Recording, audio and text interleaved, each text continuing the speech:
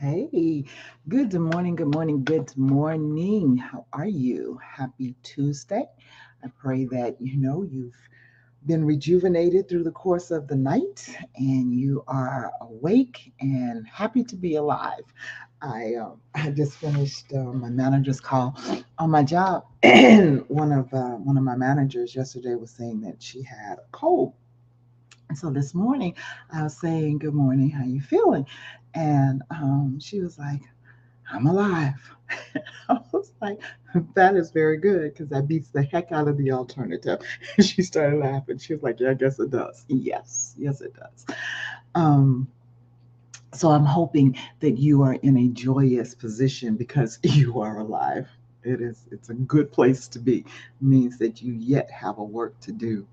My nugget today is, will you stay in the place that God has you in the midst of the wait? And I know we're talking a lot about the wait right now. And I think that, because it's so prevalent, in this season in God, that everybody is waiting on something, and I've noticed that when you are under a covering and there's a prophetic flow going forth from your covering, it seems to rest on you as well.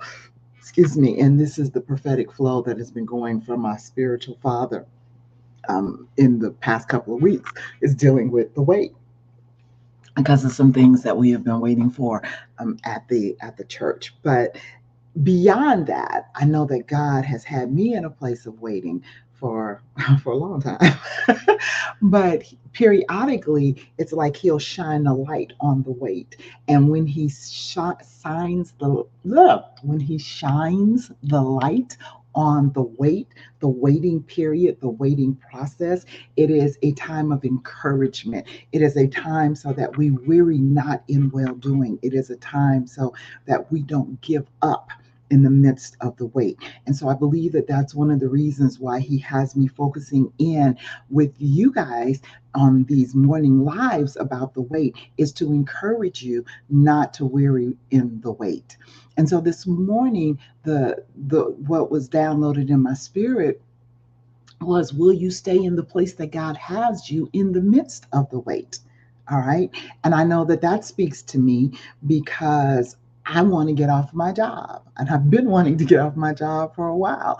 But last year, and yesterday, every day, he kind of reinforces this. Yesterday, he gave me a glimpse of why. But last year, he told me to trust him.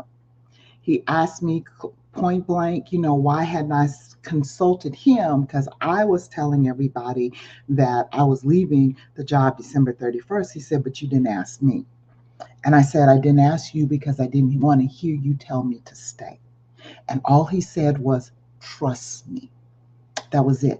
Just trust me. Those two words coming from God is all you need. It is all you need to sustain you. It is all you need to invigorate you. When God says, trust me, He knows the plans He has. He knows what's in the work. So if He says trust Him, then you can rest assured your waiting is not in vain. And the place that He has you waiting within is the place where you need to be for the appointed time. I thought about Hannah this morning, because there is an appointed time of remembrance of what you're waiting for. And when I thought about Hannah and Peninnah, and how Peninnah just really, really just, oh my God, antagonized her because Peninnah was spitting out babies, spitting out babies, spitting out babies, and Hannah was barren. Hannah could not have a baby.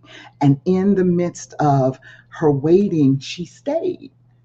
Okay. I know the traditions were different back then and what have you, but she stayed and she waited it out. And because she stayed and she waited it out, God remembered her. The scripture says God remembered Hannah. And when He remembered her, she brought forth Samuel. She brought forth greatness. She brought forth a world changer. The prophetic flow of Samuel changed nations because of what it set in order. what it set in order was phenomenal.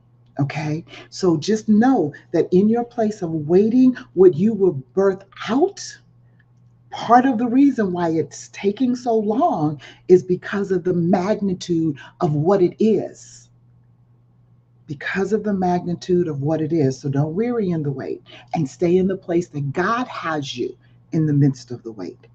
Not a place where you may want to be, but the place where God has you. And know He will remember you. He has not forgotten His promise to you.